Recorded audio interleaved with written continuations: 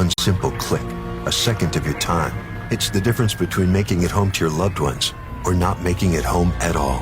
Whether you're a driver or a passenger, make the life-changing choice to wear a seatbelt every drive, every time. It's not just the law, it's common sense. Buckle up, PA. Learn more at PennDOT.pa.gov/safety. Paid for with Pennsylvania taxpayer dollars. 7:46, 14 away from 8 o'clock. It is the voice of Indiana County, WCCS 101.1 FM, AM 1160, and WCCSradio.com. Mr. Bob Pollock is with us this morning. Bob Pollock joins us from the extension each Friday at this time. Our conversation brought to you by Marcus & Mack, voted Best Personal Injury Law Firm, Best of Indiana County Contest, Marcus & Mack, a law firm representing injured people.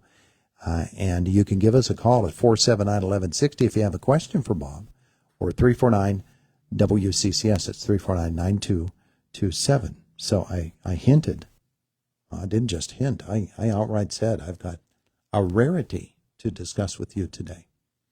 On one of our nearby properties in our neighborhood, a trillium is growing.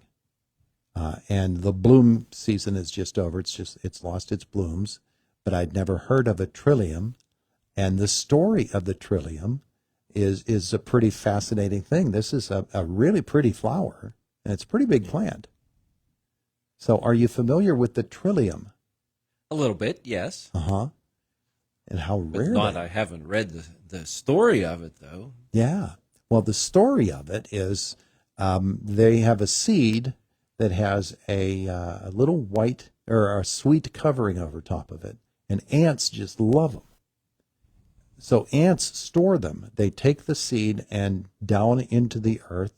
They store them there, and if one of them doesn't get eaten, there's the possibility it'll germinate, but it has to go through 2 cold seasons. So it takes it 2 years to germinate.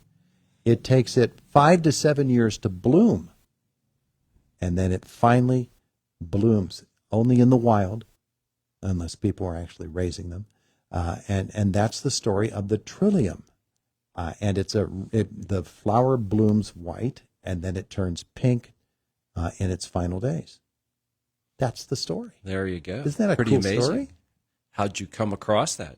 He did. The neighbor was string trimming, and along a run there, and just clearing out some brush, and he saw this thing blooming and said, "What is that?"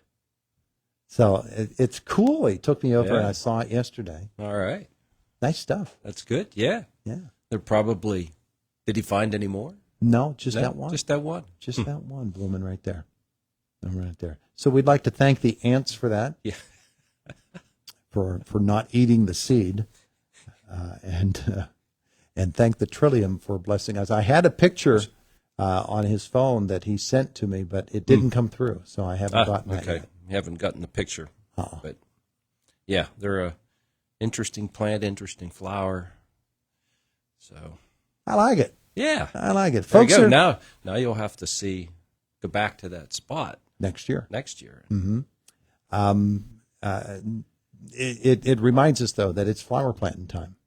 Yes. And people will be taking flowers to cemeteries, planting them in cemeteries. They'll be putting flower beds around their houses.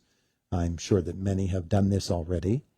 And hanging baskets. And there are a lot of people that will just buy the flat of flowers, and they'll make their own. They'll make their own creation. So what I wanted to ask you is, are there certain flowers, because I know that we've discussed this before with vegetable gardens, are there certain flowers that should not be planted with other flowers because they'll be taken over or just not grown? Yes.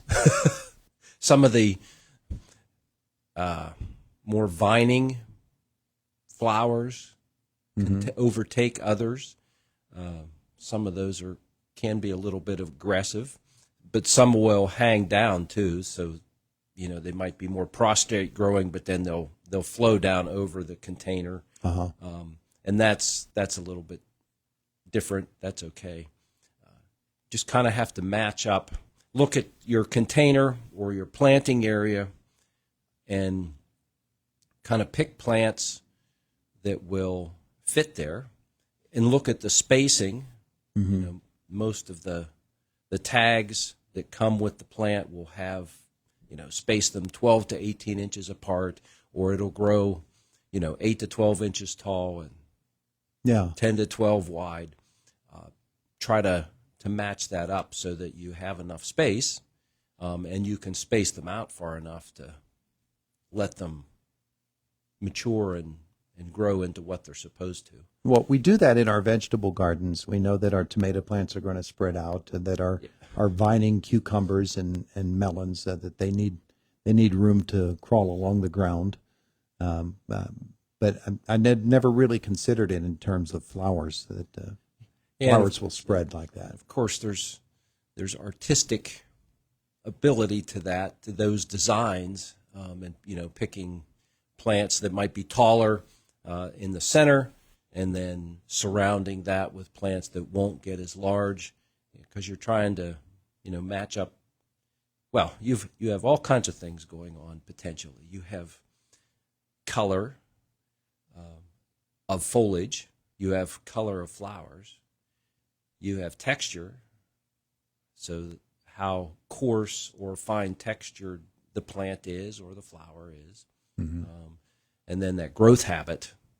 You're kind of have to look at all those things. So it's kind of like designing a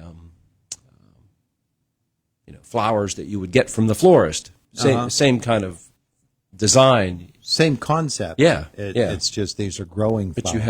But you have a lot of different things to pick from and think about, when designing that container. But there's a lot of give and take there. It's You can do a lot of mixing and matching, and you can try things out, and if you get it done, you might not have the plants in flower yet. You might just have the plants. They might be starting to flower. They might be in bud. You're not quite sure how it's going to work out. Yeah. You can adjust that down the road. You can take some things out and replace that, or put some other things in as the growing season gets going, before they, completely become a root mat in that planter. Well, let's talk about deadheading, because there are plants that will they'll bloom a beautiful flower, and you're in love with them, and all of a sudden you come out the next morning and that thing is one big dead sorry looking mess. And so you have to get that head off. If you don't take that head off, then you're probably not going to get more blooms like that. Is that the case? That not always anymore. There are plants that you don't have to deadhead at all. So it really is based on the plant that you have, and the cultivar that you have. Because some older cultivars, yes, you had to go in and deadhead things, but some of the newer varieties and cultivars of plants as well as species, they'll take care of that on their own. So that's another thing you can look for if you want a lower maintenance system. Then look for those plants that potentially fit into that, where you don't have as much work to do. And also then as the season goes, some flowers are more prone to pest issues, especially mites, spider mites, which are hard to see. You can see them. It helps to have some magnification. Probably the first thing we notice is the plant doesn't look quite right. The color's not quite right. It's a lighter color. It's starting to fade out. And then if we look closer, we might see webbing in there, real fine webbing. We might see some leaves starting to yellow, to brown, to drop out. At that point, a lot of damage is done. But of course, mites are sucking insects, so they're removing the plant sap. And then as they do that, the chlorophyll, which gives us the green color in the leaves, and so then you get that fading, and that's kind of the first sign. It starts to fade out in color. But some plants are very susceptible to that, and others aren't. So you just have to, look for that, watch that when you're watering containers. Sometimes it's easier to catch those things when you have plants in containers because you're watering them often, and so you're there looking while you're watering, and you can pick some of that stuff up easier than you can on some other plants. Yeah.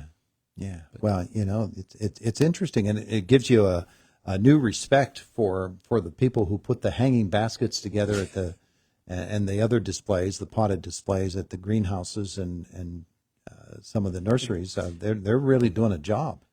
Yes, and the breeders, a lot of, you may not have to mix colors. A lot of flowers these days are multiple colored flowers.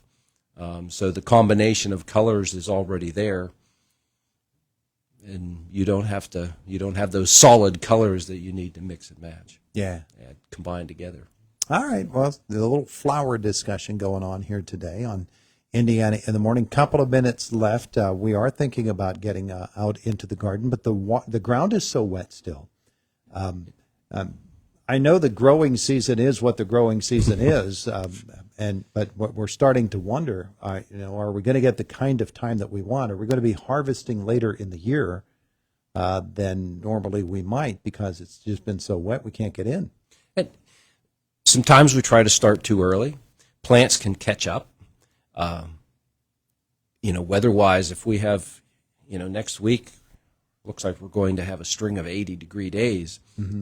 So we can gain a lot of growing degree days if we have the plants in the ground during those periods of time. So it won't necessarily be delayed. Or just by planting a week or 2 weeks later, you may not lose anything when it's all said and done. So if we have warmer weather conditions and we have enough moisture, or you can supplement watering if things get dry, then you may still be right on track. Yeah. It's just because sometimes we try to force that. We stick things in the ground when the ground's cooler than optimum, as the air is also cooler than optimum, although that hasn't really been the case this spring.